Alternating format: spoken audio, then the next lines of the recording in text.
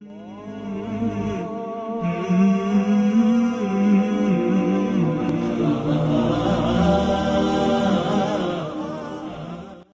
نا، اس میں کسی کو برا نہیں ماننا چاہیے۔ اگر آپ کے بابوں نے اس طرح کی کہانیاں لکھی اور آپ کے علماء نے بیان کی تو اس پہ پریشان ہونے والی کون سی بات ہے؟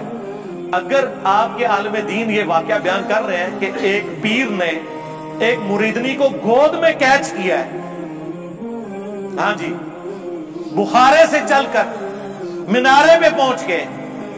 حضرت شاہ نقشبند بخاری علیہ رحمہ نقشبندیوں کے امام ہیں۔ آپ کابل میں تشریف لائے تو بادشاہ کے گھر میں کام کرنے والی ایک خاتون آپ سے روحانی نسبت قائم کر لیتی ہے۔ جو اس کی ہم منصب تھیں انہوں نے اس سے حسد کیا اور بادشاہ کے گھر کا زیور چوری کر کے اس پر الزام دھر دیا اور گواہیاں بھی دے دی۔ بادشاہ کو بڑا غصہ آیا، اس نے کوئی بات سنے بغیر کہا کہ اس کو لے جاؤ اور محل کی چھت سے اوپر گرا دو۔ خیر اس کو چھت پہ لے گئے، جب پھینکنے لگے تو اس کے دل میں خیال آیا، وہ کسی نے بتایا تھا کہ اوکھے ویلے بزرگ کام آتے ہیں، تو اس سے بڑھ کر اوکھا ویلا ہو کیا سکتا ہے؟ تو اس نے بخارے کی طرف منہ کر کے کہا، شیعہ للہ چو گدائے مستمن المدد خواہم ز شاہ نقشبند، اور اتنے میں جلاد نے پیچھے سے دھکا دے دیا۔ جب وہ نیچے گئی تو حضرت شاہ نقشبند بخاری نے پکڑ کے آرام سے زمین پہ رکھ دیا۔ تو حیرت زدہ ہوگی، حضرت آپ کب آئے تھے؟ کہا تو از چبارہ آمدی من از بخارا آمدم، تو چبارے سے چل پڑی تھی میں بخارے سے چل۔ آنکھیں اس نے بند کر لی، جلادوں نے اوپر سے پھینک دیا۔ آنکھیں بند کی ہوئی یوں لگا جیسے کسی نے گود میں لیا ہوا ہے۔ آنکھیں کھولی تو وہ زمین پر صحیح سلامت تھی اور حضرت صاحب سامنے تھے۔ تو یہ تو آپ خود اپنے بزرگوں کی بے عزتی کروا رہے ہیں۔ ہم اس کی انجینئرنگ نہ کریں کہ بخاری مسلم میں حدیث ہے نبی علیہ السلام نے کبھی کسی عورت کو ہاتھ نہیں لگایا، اس پہ آپ کہیں گے کہ جی جو ہے وہ بزرگوں کی توہین ہو رہی ہے۔ توہین تو آپ نے خود کروائی یا ان بزرگوں نے خود کی جنہوں نے یہ حرکتیں کی یا اپنے بارے میں جھوٹی کہانیاں بنا کے لکھوائی۔ تو یہ میمز جتنی بن رہی ہیں، ان میمز میں جتنے واقعات ہیں،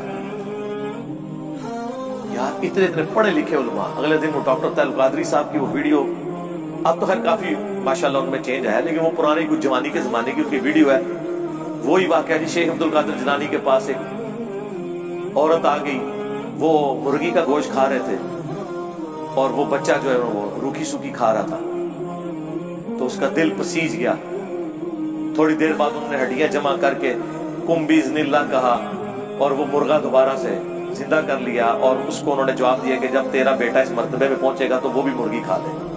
غوث پاک کی بارگاہ میں گئی، ادھر دیکھا آپ مرغی کھا رہے تھے اور کھا کے ہڈیاں پھینک رہے تھے، ایک جگہ ہڈیاں جمع تھی۔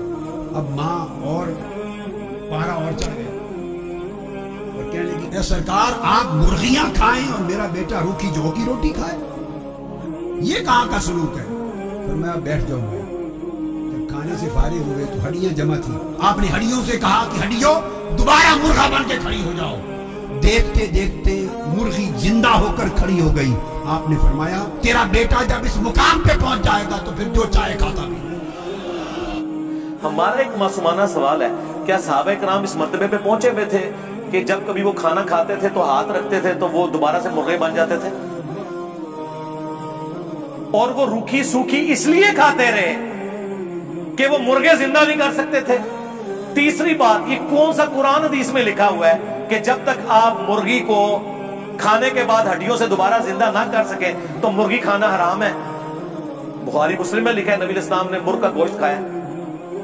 جب آپ رسول اللہ کے نام پر عزتیں اویل کر کے دین کی یہ حالت بگاڑیں گے تو ہم آپ کا مذاق نہ بنائیں، پھر ہم آپ سے ڈیمانڈ نہ کریں کہ لے آؤ نا، تسی نے کہہ دو دنیا جھاٹ ہے غوث کتب ابدال نے، لے آؤ غوث کتے جے ککڑ زندہ کریں، یہ مردہ زندہ کر لیتے، چھوڑ دو سرکار۔ سٹامپ پیپر پہ آپ کے بزرگ سے لکھوائیں گے کہ ہمارا قتل معاف ہے، انہیں شہادت کے درجے پہ پہنچائیں گے، وہ اپنے آپ کو زندہ کر کے بتا دیں، کہانی ختم۔ تخت بلقیس آ گیا تھی، ٹھیک ہے سرکار، وائٹ ہاؤس لے آؤ، مارگلا ہلز پہ لا کے رکھ دو، مان لیں گے، اے کوڑا دے مدان، توڑو بھی نہ، کر کے بھی نہ دکھاؤ، پھر کہنے ہو منو، تو پھر آپ بھی مانو کہ میرے اسٹوڈنٹ کہیں گے کہ جی علی بھائی نے جو ہے نا وہ مدرسہ دیوبند ایک دن کے لیے غائب کر دیا تھا، जिस तरह डेविड कॉपरफील्ड ने स्टैच्यू ऑफ लिबर्टी गायब किया, दूसरे दिन इंजीनियर साहब ने मंजूर इस्लाम बरेली का मदरसा एक दिन के लिए गायब कर दिया। तो लोग मुझसे ये बरेलवी देवबंदी कहेंगे ना कि दिखाओ वीडियो किधर है, हमारे सामने करो, कहेंगे ना। फिर आप कहेंगे आप बुजुर्गों को नहीं मानते, आप करामात नहीं मानते, आप भी तो यही कहेंगे ना। तो हमारा ये कहना कोई तौहीन है कि करके दिखाओ, मान लेंगे। करो भी ना और मनवाने की कोशिश करो, फिर तो हम कहेंगे यार ये ज्यादती तो ना करो। तो हमारा मुकदमा भी समझे।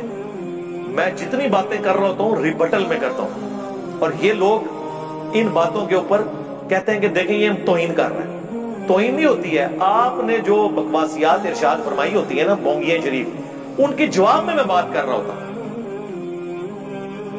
तो रिबटल में जब बात की जाती है उसको उसके खाते में डाला जाता है जिसने काम डाला है। डॉक्टर जाकिर नाइक अगर यजीद को रदियल्लाहु अन्हु ना कहता, कुस्तुंतीनिया की बिशारत ना फिट करता, तो मैंने कभी 2011 को वो जवाब देना था हुसैनियत और यजीदियत का तहकीकी जायजा 10 दिसंबर 2011 को, मसला 61 नहीं। आप जूतियां मारे हमारे सरों के ऊपर, हमें जवाब भी ना देने दें। अगर इलियास कादरी साहब ये नारा ना लगवाते बेखता बेगुनाह मुआविया मुआविया, तो हमने कभी जवाब देना था कि आप अम्मार इब्न यासिर को तो ये ना कहें कि बेगुनाह बेखता, जिसको रसूलुल्लाह भी कह रहे हैं कि इसे बागी जमात कत्ल करेगी, सही बुखारी 2812 और 447, ये उन्हें अल्लाह और जन्नत की तरफ बुलाएगा, वो जमात जहन्नम की तरफ बुला रही होगी, बागी जमात, जिसको नबी इस्लाम खुद कह रहे हो कि ये बेगुनाह शहीद कर दिया जाएगा बागियों के हाथों, जन्नत की तरफ बुलाते हुए, उसे तो आप बेगुनाह बेखता ना कहें। और जो मारने वाले हैं, मरवाने वाले हैं, उनके नामों के आप नारे लगाएं, तो हम जवाब नहीं देंगे।